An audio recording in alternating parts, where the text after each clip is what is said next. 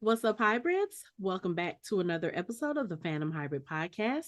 This is Hanako, and I'm here with Casey, and we are talking about episode 5 of season 8 of Fear the Walking Dead, which is probably the worst episode this season just because Grace dies. And I'm so fucking pissed. Acting You the only wise, one. it was a great episode. She But you acted the her only one ass. pissed that she did. Girl, no, a lot of people are. You know what? I can't with you. I'm not. I'm glad it's finally over. I'm I glad she mean, made it to the finish line. Because this motherfucker in that been sense, dying. Oh, yes. yes, I understand that sentiment. Like you are tired of seeing this woman go through so much. But Mm-hmm. I would have just liked a little bit more time with her. I would have loved for Morgan to be able to be with her after he just got finished dealing with the stuff from his past he needed to deal with. I would have loved for Mo to have been able to see what being around real parents is like instead of being raised by Padre. But I'm just like, y'all just had to You know, give us this June treatment you know just how you knew take it away from us. you know how you knew it was over in the very beginning?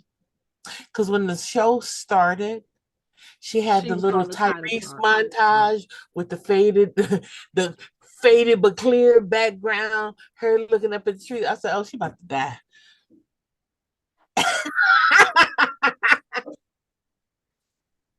It's the montage because now you looking at reflected on your life, girl. If you don't just pass away, I can't stand you. the I can't montage stand did you. it for me. I was like, I mean, okay. and like I said, I get it. Look at the first 2 minutes. All you see is trees and this going past, and then the show, you know how the eyes blink so it get dark, and you reopening this and new look. She was sick. She could have. She okay. I'll give Okay. them No. No. credit. Okay. So They let's didn't get do with the that serious. in this show yet. Let's get with the serious stuff. Okay. Because I'm gonna put it to you like this. Okay, I'm ready. She probably could have been saved by June's treatment. Had Mo stopped digging around.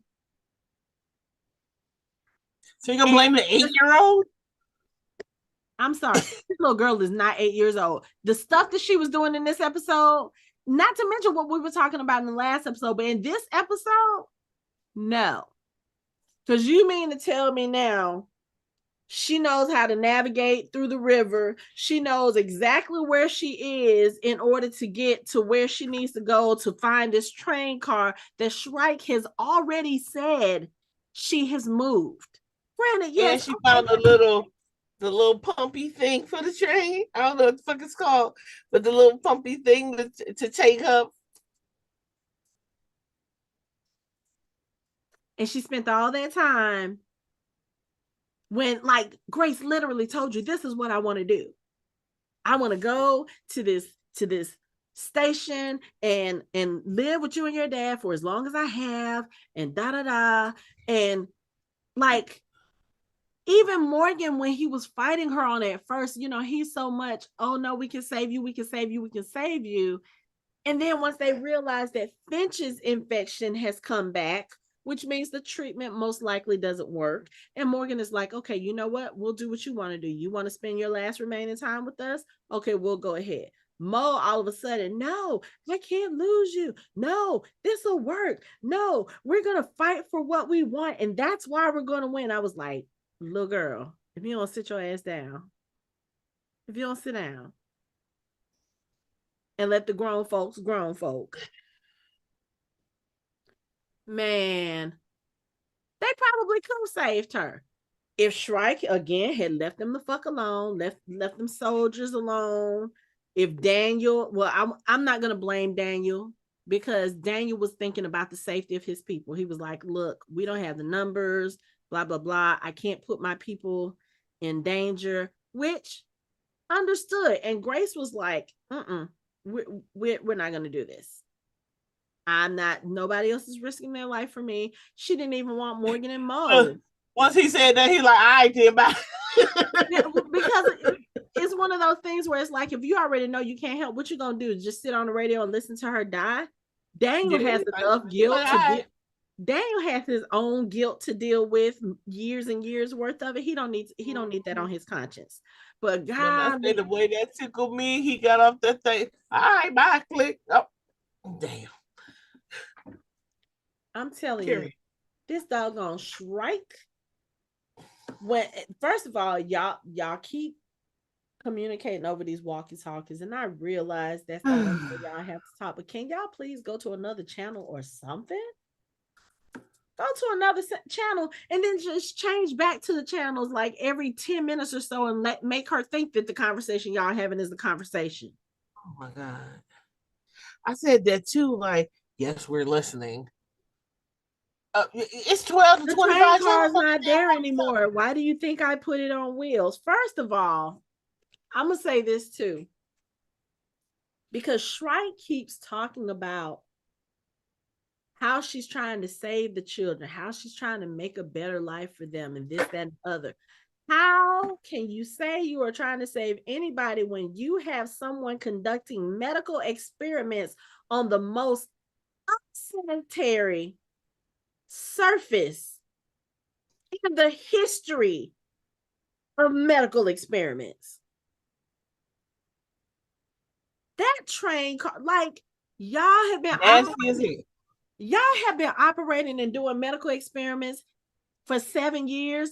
You couldn't have somebody go over that train car once. Make it Like, sterile. y'all well, the thought probably is no, because the thought is the walkers are already infected. They already grimy. Their blood is nasty and black and disgusting. What I'm cleaning up for? But you're trying to say people, not the walkers. People still need clean surfaces. They need germ-free stuff. I mean, even if you can't sterilize it the way you would in a regular hospital, but we already know there's still hospitals with equipment around, because Grace said in the last episode, when she started to feel sick, she found a hospital and she tested herself, and that's how she found out she had cancer. So we know there are hospitals still around. There's probably equipment. There's probably cleaning solution. Y'all can't do it once over. Just once. I mean, they cleaned something. Finch had his appendectomy. So something was clean. His gown was clean after the surgery. So anyway. So I'm gonna continue talking about Shrike and her people, because they getting on my last fucking nerves. And I think we talked about this in the episode before, how they get on our last nerves. This woman is already sick. She has a bite. And your soldier's gonna grab her and drag her from the car. Like, y'all can have a little. No, why would you expect that? Why would you expect that at all? That's okay. That's why they ass dead now. But I'm saying, why would, knowing who Shrike is, why would you expect that? Why would you expect anything less? I don't expect it. She's just a selfish, narcissistic woman.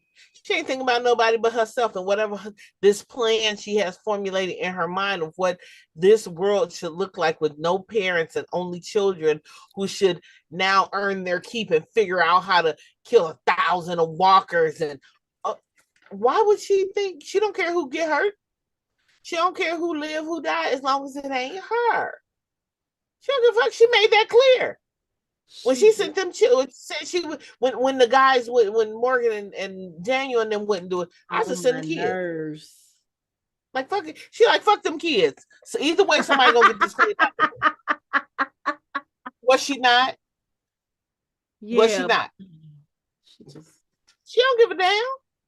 She don't, as much, and that's the other thing. As much as she claims she want to protect these children so bad, as much as you say, I'm it's for their own good, I'm trying to protect them, I'm trying to take care of them in the way y'all couldn't, you so quick to put them motherfuckers in danger's way. You so quick to be like, Because you got kids, you ain't even out here. You got kids out here hiding in the woods, patrolling with sticks. If somebody really want to take them out, fuck them goddamn sticks. They're gonna shoot you up and keep it moving. Because could you imagine them children against the Reapers, the Saviors, the anybody else that comes along? But you got the meek and mild mannered Daniel and his group of parents who ain't gonna hurt no kids because it might be one of my kids. And then you got Morgan. You know, who left? That's why that's why she's been isolated for so long. She can't do shit against nobody else. That's why she's surrounding herself around children. At least with children, especially if you're raising them the way that Padre is raising them, those children are not ain't raising them, no. But what I'm saying is, it's kind of like I said with the whole Jocelyn thing. Those kids are not going to rebel. Those kids are not going to question your authority. They're not going to question whether or not you're making stupid decisions, because all of us adults see that Padre, they're making some hella stupid decisions. Because we adults. Anyway, we'll talk more about Shrike, because like I said, I got some things to say about her. Okay. But this episode, and granted, we've seen death episodes that last the whole episode or whatever. I think the thing that really got to me was, you have these two people who love this person who's dying, and I understand them wanting to try to save her life. Mm-hmm. But it's something, Shrike does say one thing towards the end that kind of encapsulates that, and it's that it's not about what she wants, it's about what you want. Because this whole first part, like Grace has told them, I don't want y'all to try to save me. June's treatment is not going to work. Again, this is a person who has worked with radiation. I think she would be the one to listen to.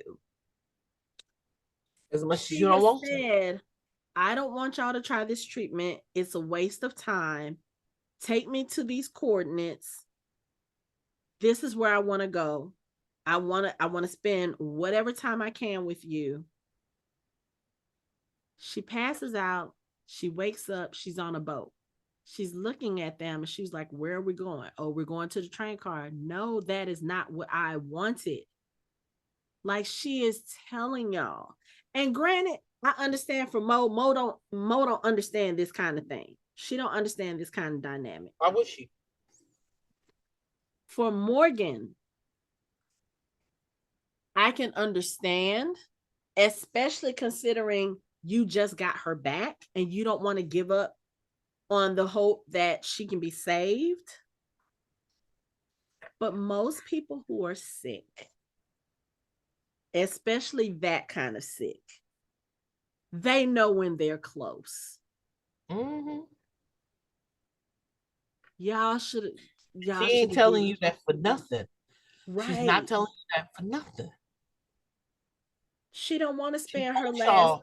She don't want to spend her last days, whatever, running from folks. Heck no. Obviously, Shrike doesn't know about this station that she has. She got to, though. I don't know. Because that was my thought. Because if she had coordinates, and how Dwight and Sherry and them end up there? I think they probably gave them the coordinates, because remember, they were at the truck together when she gave them the coordinates. So remember, they were splitting. No, seriously, they were splitting. Okay. Dwight and Sherry were going to lead them away so that they could go to the could go to the train car. Train car. And that was probably like a backup plan. Okay, if we can't make it to the train car, this is the next best place we can go. We can get June to come here. Because that was the whole thing. They're trying to get June, because not only is Grace bit, Finch is getting worse. He has a fever. His infection is starting to get red again. And yeah, so the infection is back. So according to June, she may not have given him enough radiation, and the infection is coming back. She may be able to treat it, she may not. But I love Dwight, and I understand Dwight is worried about his child. I get that. But you keep asking June questions when she's telling you stuff. Like, June is being as straightforward as she can be. She's not trying to give y'all no false hope. She's saying, okay, if this happens, we might can do this. What do you mean, might? What does that mean? It means what she motherfucking said. It means might. Right. It means that this is a treatment that she developed under duress. One, from having a gun pointed at her head. Two, the second time, after having been tortured and had her finger cut off.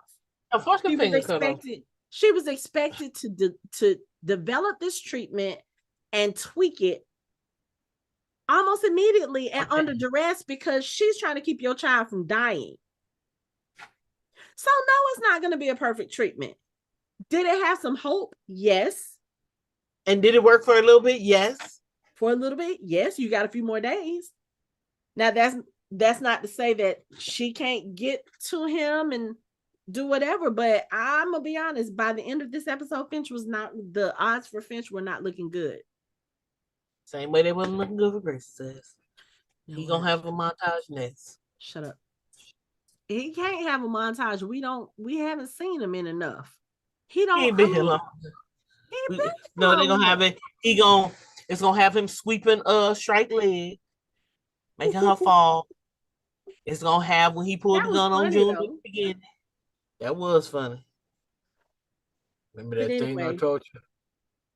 So like we said, they're on this boat. Grace just wants to go to this, I forgot what they call it. Relay station, whatever station. Safe house. She's telling Mo, she was like, I just wanted us to go there. Over the years, I've been collecting stuff for Padre. And I was collecting other things too. And Mo was like, for what? To make a home, someplace that we could go. So yeah, you know what? 7 years have gone by. Grace has never given up the hope that her and Morgan and Mo would ever be able to get together. That makes it more sad. Because she planned for a life after Padre. She did. What happens is that's wasn't in the cards. The prefects, they start shooting off flares over the river, which means that they know that Morgan, Grace, and Mo are in the river. They know they're trying to go to the train car, and they're drawing walkers towards them. Now, they've also, at this point, they're listening on the radio. And again, these radios got some hella hella batteries, hella range, hella. I need some of these motherfuckers. I can be at home and call my mama from work. Like, hey. We use walkie-talkies at my job, or we used to. And if I walked next door, I couldn't hear anything. So these are super talkies. Well, or maybe because it's the apocalypse, there's nothing else over the waves. That could be it. They have super duper 30-mile range, 50-mile, 100-mile range. It's not like for you to be on Padre, for them to get in the boat and take that boat away from Padre, and you can still hit. Oh, girl, you got the top of the line. That could be. We're gonna go with it because other than that, it doesn't make sense. But anyway, so while Morgan and them are in the boat going down the river with the flares going off in front of them, this is where Dwight and Sherry realize that Finch is not doing well, because the prefects have chased them. They've gotten away from them, and he's not doing well. So as they raise June on the radio, of course, Morgan has heard the whole thing. Morgan is like, okay, June, you have to go to Finch. And Mo is sitting there in the boat like, no, she has to come to the train car. They're like, no, baby. If Finch's infection is back, that means that June's treatment doesn't work. That means that there's really nothing we can do for Mama Grace right now. Right. So Morgan, of course, he starts feeling bad because he was like, I should have just taken you where you wanted to go. So anyway, like I said in the beginning. You mean what I said in the beginning? Shut up. So he has to get off the boat because, again, the prefects are drawing more walkers towards their way. So he's going to try to draw them away. And he has this idea, okay, we can't make it to the station that she wants to go to, but we can go to the carnival, the place where he first encountered Madison and Mo. Okay, we can take her to the carnival. If we, if we kind of fix it up good, we should be able to last for a little while. Unspoken words until Grace dies. They can do that. So you know where that is. You can go. Again, how she's never been on this land before. Understand y'all got her a map, but does it have carnival listed on the map? Does she even know where the carnival was? Well, it was near water, remember? It was near water, but okay, you know what? And now that I think about it, this is what we probably should have done. We should have paused on that map when they were showing where the railroad track was and looked to see where it was. Hold on. You know what? We're finna do that right quick. I'm gonna pause. Hold on. I'm gonna pause and keep that. Okay. So I have it in the background now. Now the map is folded, so it's like a middle part and then like the end part. But there are clearly some cities that you can see because Mo is showing where the railroad track is that the train car is on. There's Pooler, Garden City, Richmond Hills. Richmond Hills, I just stayed in Richmond Hills a month ago. That is outside of Savannah. Okay. So if she's looking at the railroad tracks goes down like, yeah, they're not too far from the east coast of Georgia. So they are near Savannah. So again, this doesn't really make sense because how the hell did they get way over there?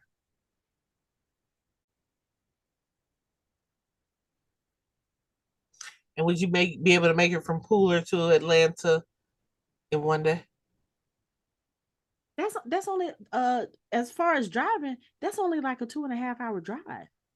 It's only a 3.5 hour. Morgan wasn't driving, he was running. Right, but still, depending on again, we don't know if he walked the whole way. He could have found a bike, he could have found a car, he could have found some other mode of transportation. He could have stolen a Padre vehicle and drove it up to a certain point. But what I'm saying is we don't know for sure that he walked the whole way. Right. But yeah, I'm sitting here looking at this map. There's Pooler, there's the Savannah Airport, Richmond Hills, Keller. Yeah, they gotta be in Savannah or somewhere near it. Tybee Island, Jekyll Island, St. Simon's Island, somewhere around there. They got to be on one of those islands. They have to be. Because other than that, none of this other stuff makes sense.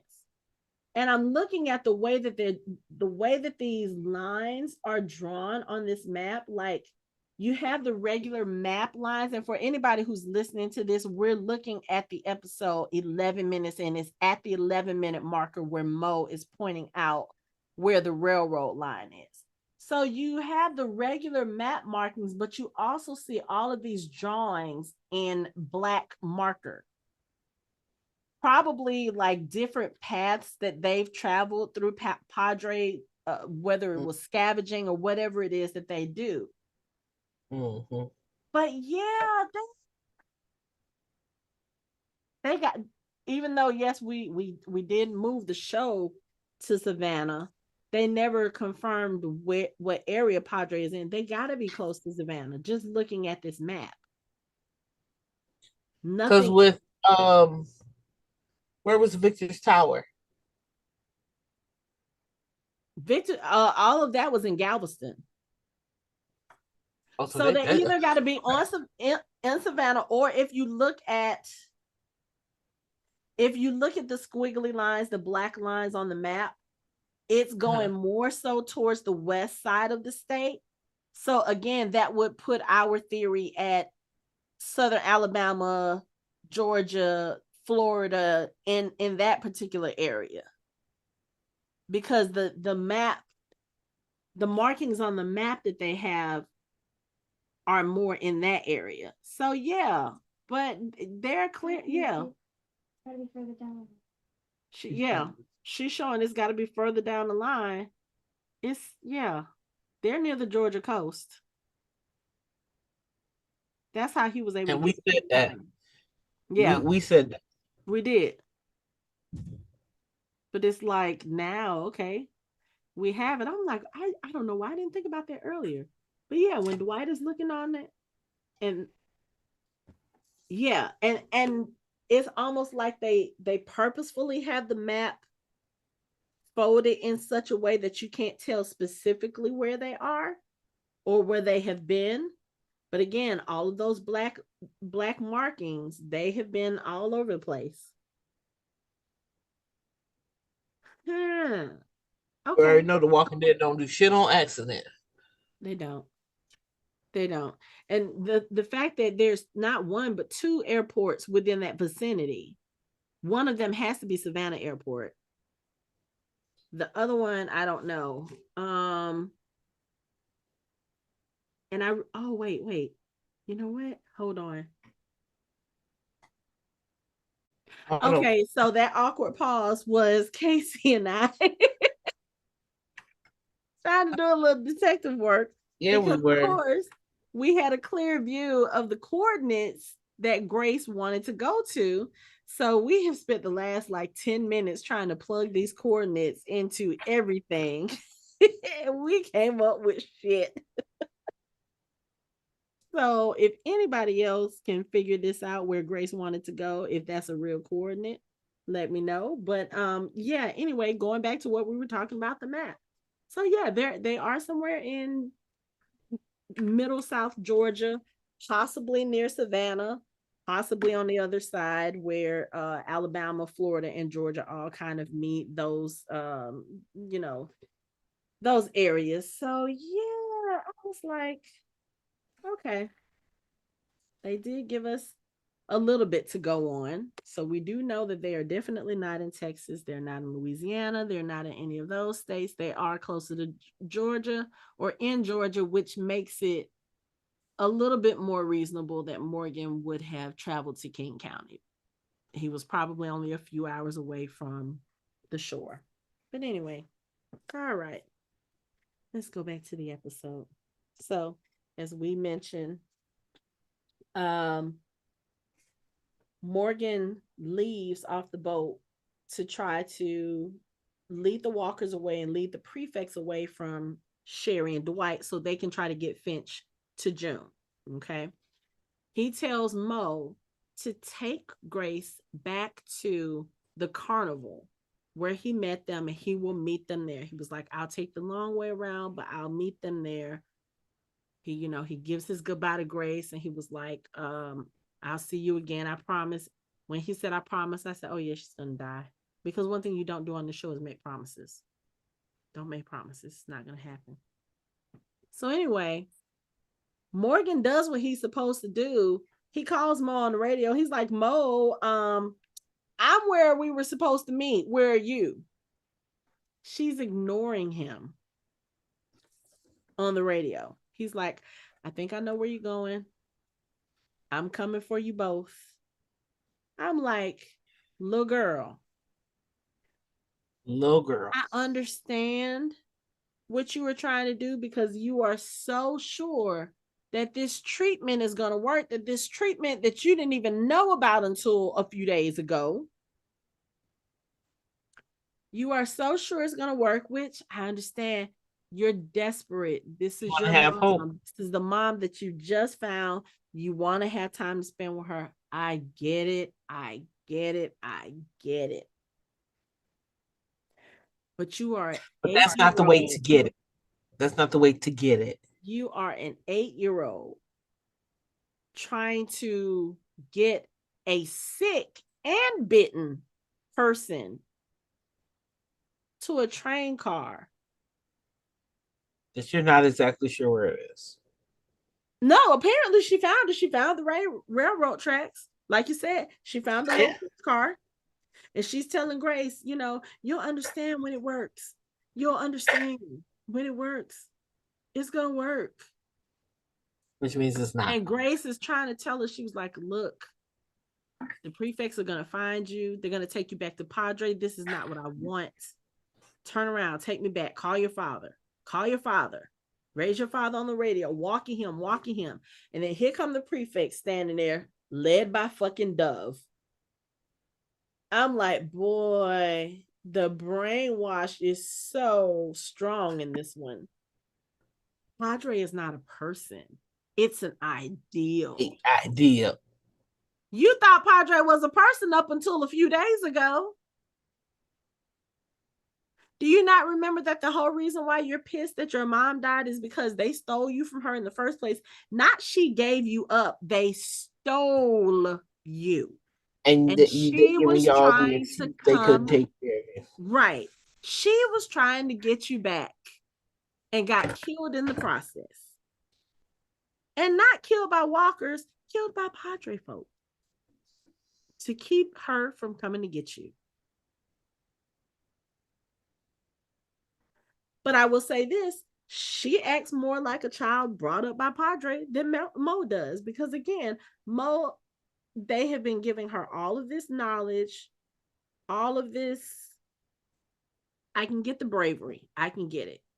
And I get what she said to Grace when, Grace said later on, she was like, you were so brave back there. She said, what did she say?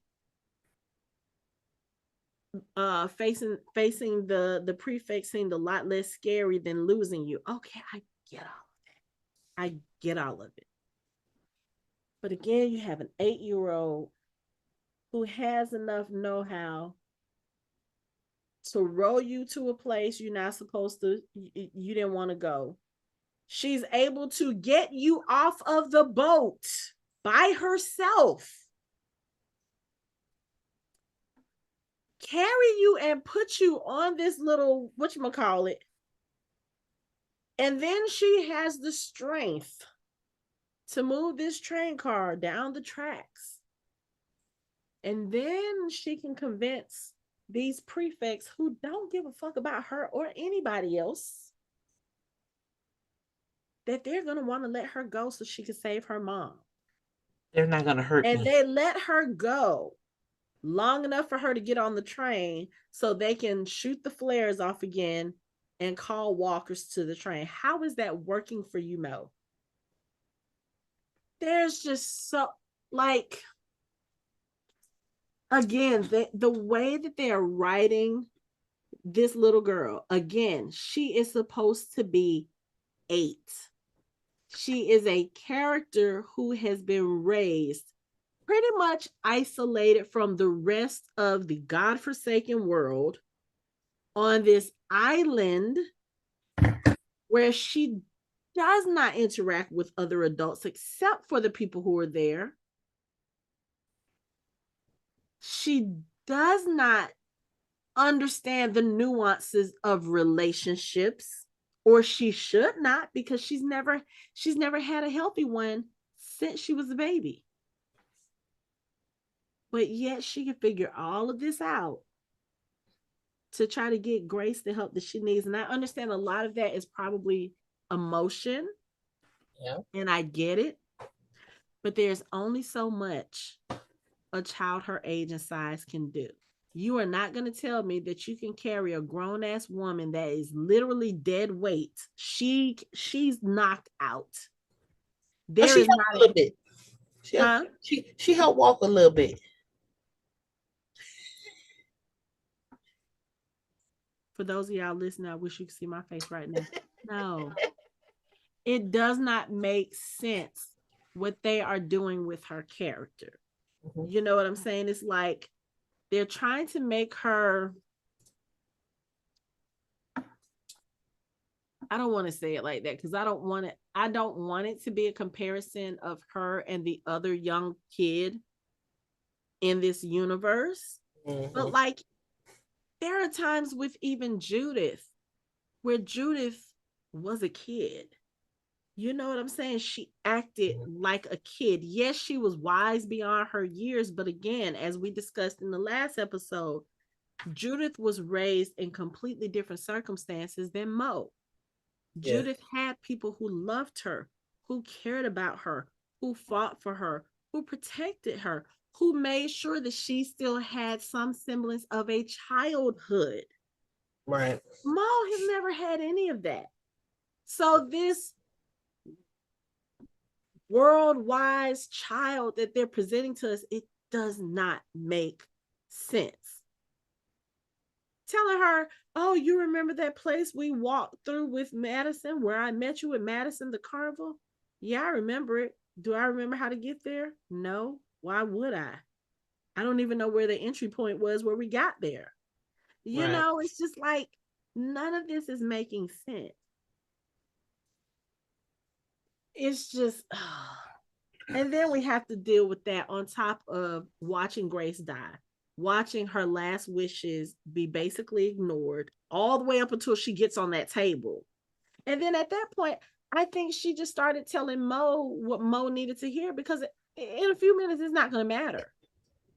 At all. Girl, I understand why you did it. And yes, it made for some beautiful moments between them too, because again, this is something Mo has never had. She's never had a mother be loving to her. She's never had a mother be kind to her, reassure her, try to protect her. Even in this moment, Grace is dying. She is still trying to protect Mo. Once they realize that the treatment has not worked because Grace ends up with a fever, they realize the treatment hasn't worked. They radio Morgan. Morgan is trying to get back to them. But again, Morgan is coming from way the hell across wherever they were supposed to go. You basically have ensured that Morgan is not going to get to say his goodbye. Yeah. That's already obvious. He's running. Not the goodbye he needs, because when she got out that boat, he wasn't going to see her again. That's why he kissed her hand. He's not going to see this lady again. But while they're sitting there talking and they're giving their goodbyes, and I'm telling you, I'm sitting here when she's calling Morgan my darling, my love, and all this stuff, and I love you, girl. I'm boo-hooing like a motherfucker. You hear me? But still, wasn't that your note that, oh yeah, she's not gonna see him again?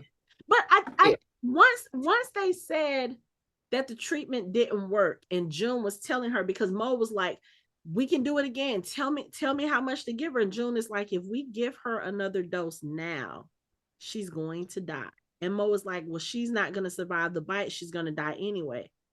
So what did June tell her? Enjoy the time you have left. Don't sit. And you know what? I'm sitting here thinking about Shuri in Black Panther. You're so busy trying to figure out ways to prolong somebody's life when they are on their deathbed, dying, asking for you. You ignore it because you're so focused on trying to save them. And then when the moment passes, you can't get that time back at all. And that's what everybody is trying to tell Mo. Like, look, I just want to spend time with you. Look, just spend time with her. Say your goodbyes. Just do whatever. And when she and Morgan are having this conversation, unfortunately, Morgan has to be the one to say it. He was like, you know, she's got to leave out of there, right?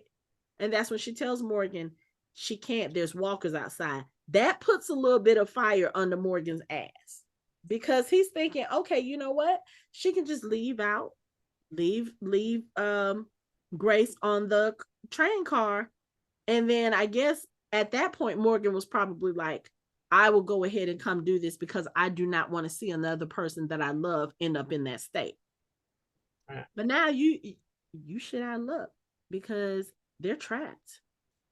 And you on the other side of town. That's my question.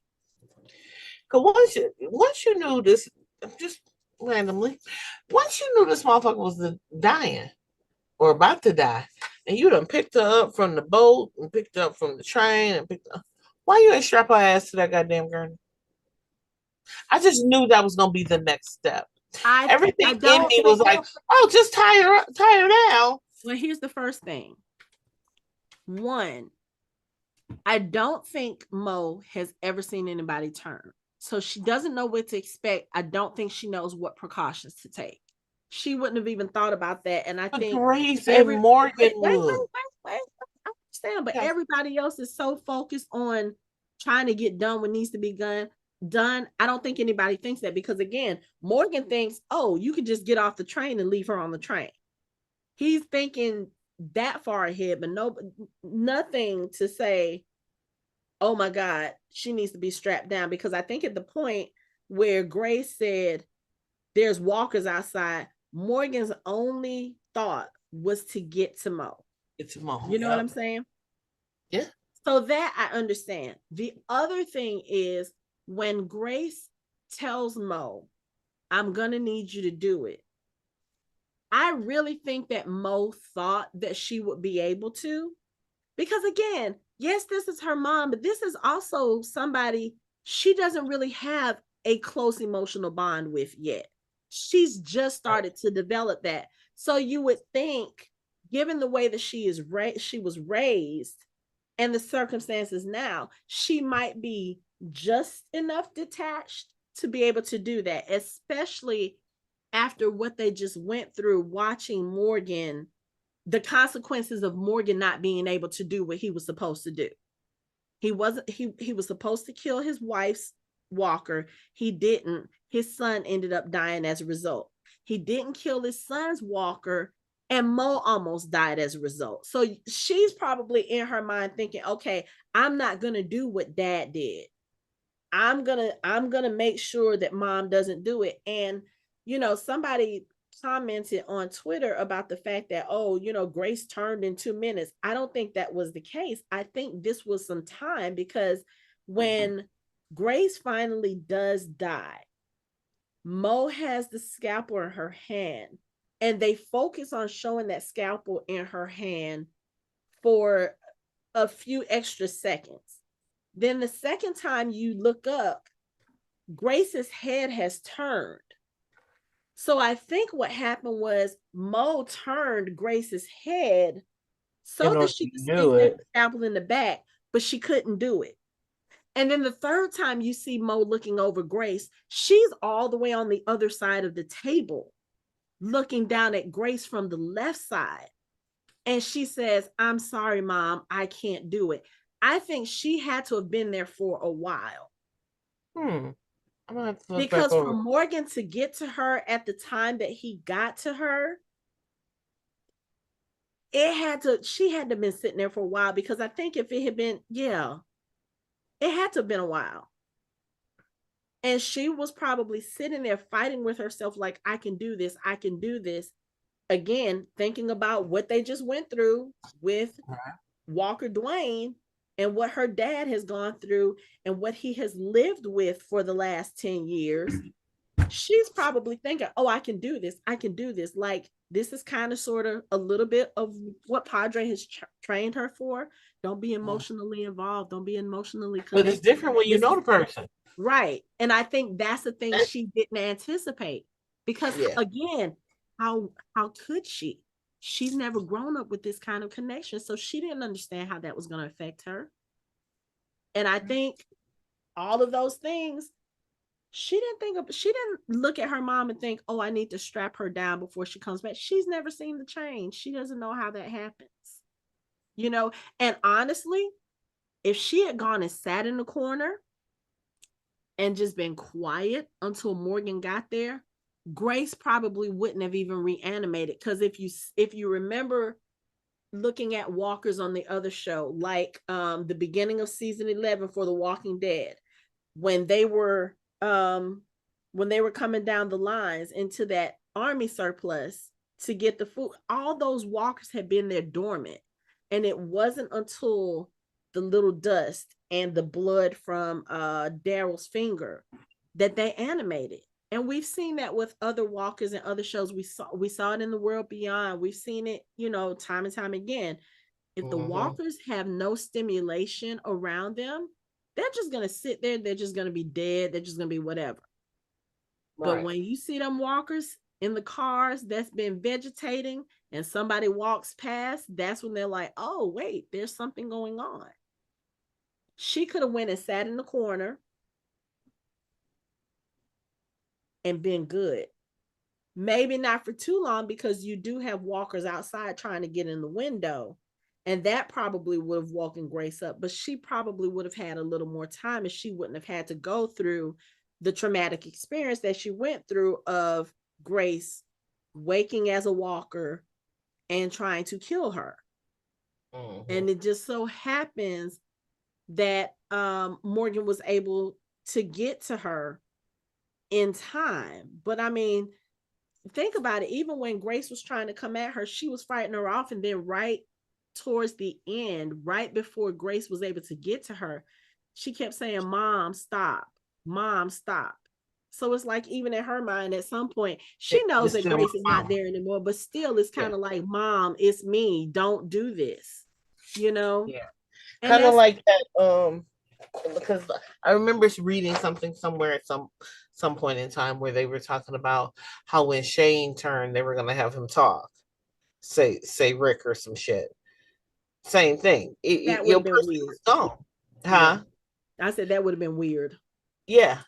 But I mean, for that time, it probably, having him talk might have been weird. But given the amount of time, given how quickly Shane turned, because Shane did turn quick. Maybe. So this was the question that other people have had, and we saw it with the governor. Do they retain anything of the person that they were when they turn? Now, we saw a little bit of it with Penny, because there were times when he would sit there and comb Walker Penny's hair, and she would actually calm down. She would be just like, a child. Docile. Yeah. Jenny. Why did Jenny keep coming back to the same house? Because even in last week's episode, Morgan said she kept coming back. I don't know if it was that she heard us or that she smelled us, but it's so strange that she kept coming back to the same house. Even in the first episode where we saw her walker, when Rick was looking out the peephole, okay, if you're looking at a peephole from outside, you see a pinpoint of a dot, and you might see some light move behind it. But they were already in the dark, only being illuminated by candles. So it's not like there was that much light. But Jenny had a sense. She would look and she would do this. And that's when she would walk up the stairs and try the doorknob. That's why even back then I was like, I have a feeling there's still a little bit of what they have. But don't you even remember in the Tales episode with Anthony Edwards, when he was tracking the one walker, he was like, that was his specimen, because he thinks that this particular walker has some memory retention even after being turned. So the theory has been played around with that it is possible to do it. Yeah. But Grace wouldn't know that. You know what I'm saying? So that just she just reverted back to that basic instinct. Mom, this is Mom. She's my mom. She's not going to hurt me. Yeah. And she did that in her fear, which is so sad, because and it's one of the only times that I feel like they portrayed her as her age. They portrayed her as the kid she's supposed to be. Because again, all of this other stuff that she's been doing, she has not had enough exposure to the rest of the world, to the rest of her circumstances, to be doing the things that she's doing. Now, her listening to June and doing what she told her to do as far as the treatment, okay, anybody can follow directions. That part I'm not bothered by, you know, because if June says, okay, so you're gonna grab this thing and it looks like this and you're gonna turn this, but that's not something hard for her to do. Right. Her being able to navigate down the river and go to the place that y'all met and all this, that to me is very unrealistic. And But I dragging think in you these from the moments, boat to the train pumpy yeah, thingy. all of that to me is very unrealistic for a child who is supposed to be 8. Yeah. Who, again, has been raised isolated and without all of the other stuff. Right. I think these last scenes with her and Grace has been the most realistic that they have had her portray for her character. And it added so much to the scenes because you have these two characters here. You have the one character who can't get to them, and they're all conflicted. They all know that the end is about to come, and they're all dealing with it in their own ways. Mo is starting to feel guilt because she was like, I should have just did what you wanted. I should have went where dad told me. I robbed you guys from your time together. And then that's when Grace, okay, so like this was the part that had me like ugly cry sobbing. When she tells Mo, you didn't doom us, you actually saved us. And she was like, there was a time long ago when things were bleak and your father and I were going to end things. Do you know what stopped us? It was you. We heard you crying. And you see the flashes from that episode where they were about to commit suicide. And I'm just bawling, bawling, bawling, bawling, like, oh my gosh, she is about to die at this point. Like, you basically just gave that child probably the best gift that you can give her in this circumstance, to let her know that you are the reason we are still here. You were the reason we had more time. Because that would have been it for Morgan and Grace's story. And they didn't even really get to have much of a story to that point. Right. So for her to be able to tell her this and give that to her, and then she died, I was just like, y'all fucking make me sick. Y'all make me sick. But then I was hoping beyond hope that this child would go through. I did not want to see Grace come back as a walker.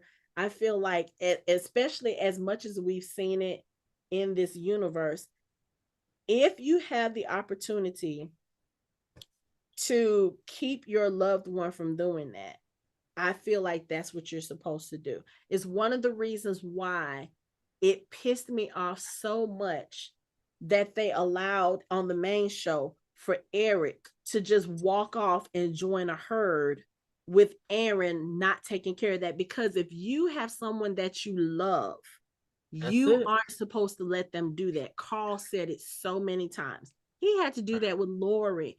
Spencer had to do that with Deanna.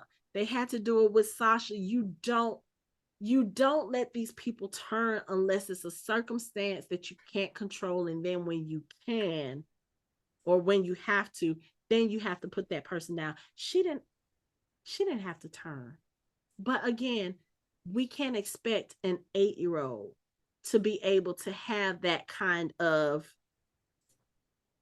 bravery, maturity, whatever, to be able to say, okay, you know what? Yes, I'm about to stick this knife in my mama's head, especially someone that she just recently connected with.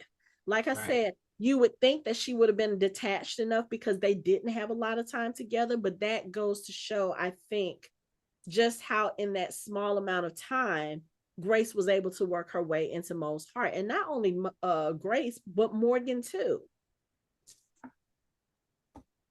Just for it to go to shit. Because Morgan has to come in. He has to kill Walker Grace to save Mo.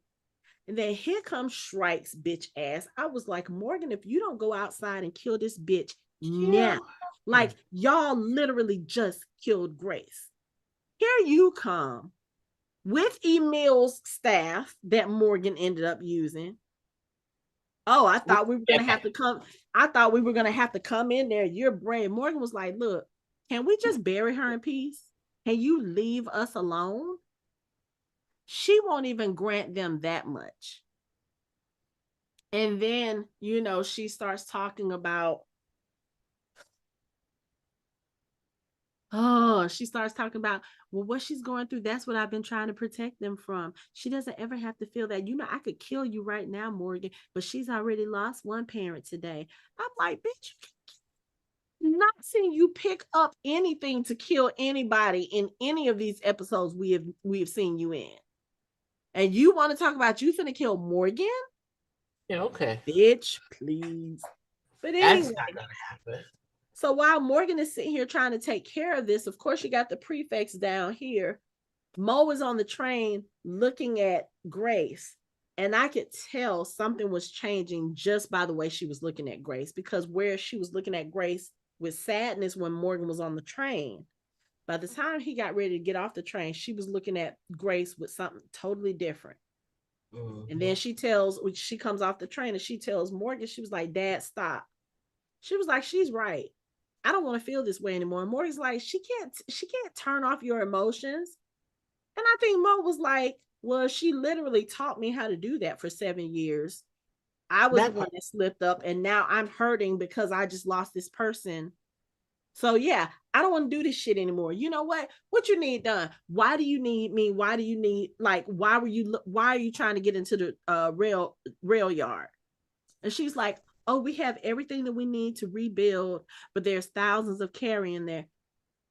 There wasn't thousands of carry-on there when you and your brother were there. So why didn't y'all get that shit off before?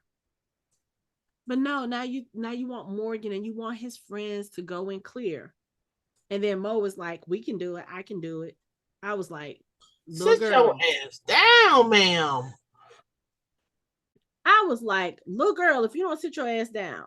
And then, of course, she goes to Dove and the rest of the prefects.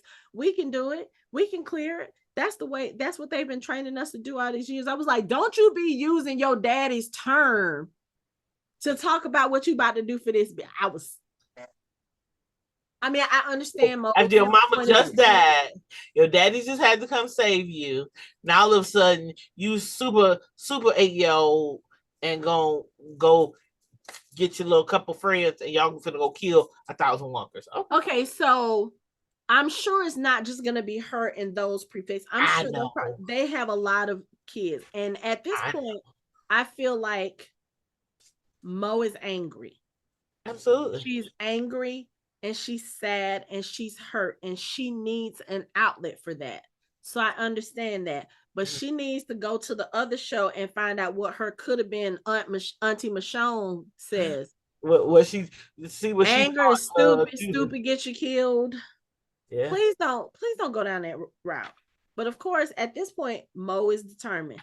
She has basically cut Morgan off now. She was like he's pleading with her. She has ignored him. She's not paying him no attention, nothing. She was like, I'm going to get this done. I was like, now, when Morgan was sitting there and the two people were next to him, I knew he was going to knock them out.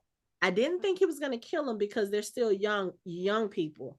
Yeah. But I was like, okay, he about to knock them out. But when he ran up, instead of trying to run past Shrike, he should have knocked her ass out first. And he should have maybe killed her. Grabbed that staff and took her head clean off like he did whatchamacallit. Yeah, that's what he should have done. That's what he should have done. But he did. But he didn't. So now Gasser and got tripped. Shrike has put Morgan back on the train car with Grace's dead body, and they've set off more flares so that walkers can come. They've locked him on the train car so he can't get out. So now he just SOL. And I thought that too, but you have to keep in mind, these are our people. They have more ingenuity. Understand. And he probably has the walkie still, so he can call Daniel and all them. And you know the mistake she made? Dropping the axe. Girl. But no, he didn't take the axe. He had his stick. He never took the axe. No. I'm saying when Shrike left, remember she threw the axe down? Oh, yeah. Mistake. Yeah. Oh, yes. Mistake for her. Yes. Oh, yeah. Yes. Mistake for her. Absolutely. Because if nothing else, Morgan gonna get it, he gonna kill her. Especially if something happened to Mo. He is going to kill the fuck out of her. I don't think he's lost Grace. I don't think so either, but I'm just saying that would be kill. He just gonna kill him. Just I say June got to be the one to kill Shrike. I say June. I think there's like a whole line of people that should be able to kill her. So I think at this point they're gonna have to fight each other to determine who has the right to. No, let me get her. No, let me get her. No, let me get her. Yeah. Yeah, but that bitch needs to die. She absolutely does. And I will say this.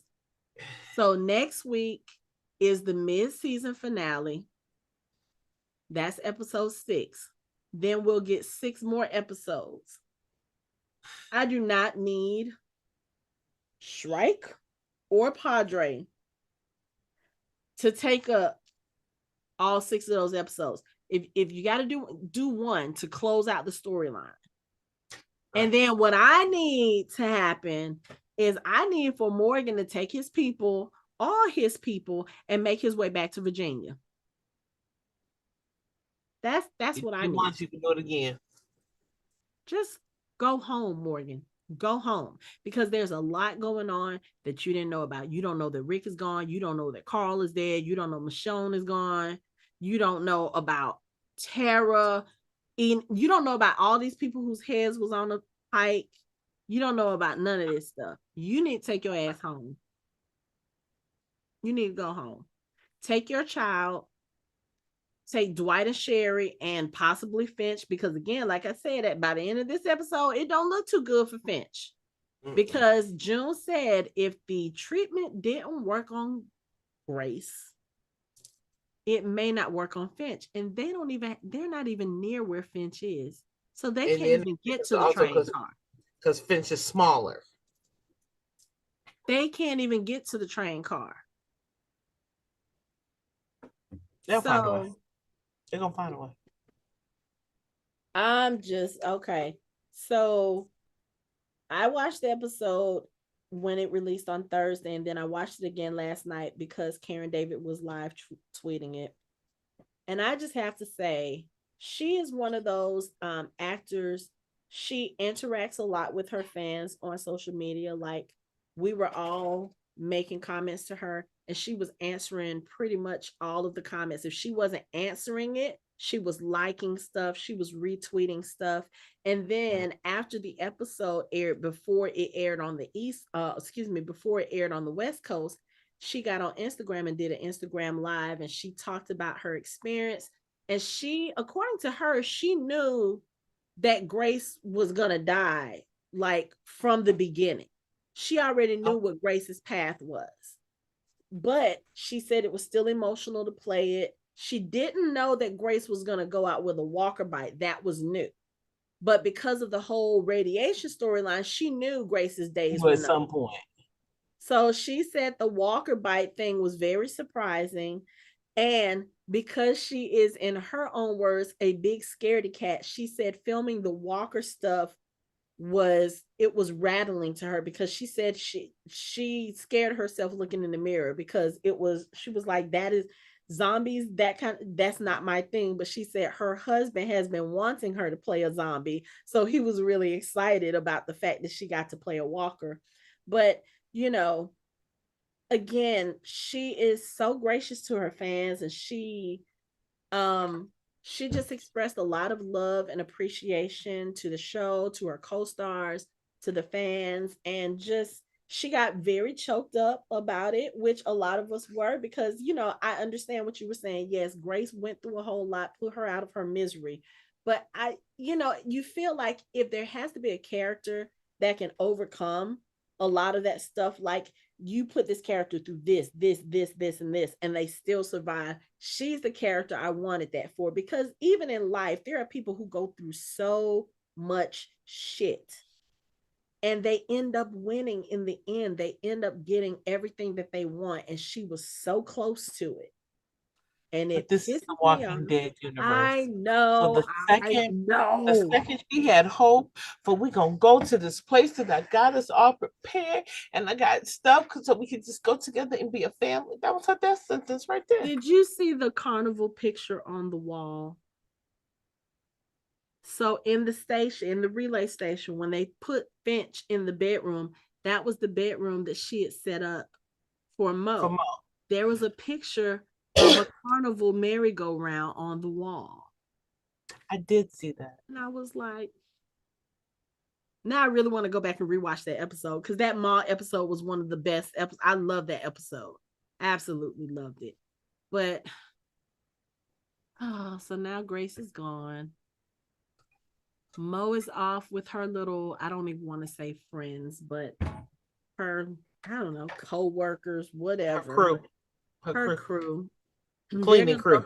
They're going to go try to clear the walkers, which I noticed they didn't necessarily clear them, but those walkers are gone and roaming around, and there's a horde now. And of course, we're going to see Madison in the next episode, and Daniel, and all of that. How we deal with hordes. But you also see Morgan is about to go back into that, he's about to go back into that headspace, because again, you see writing on the wall in the train car.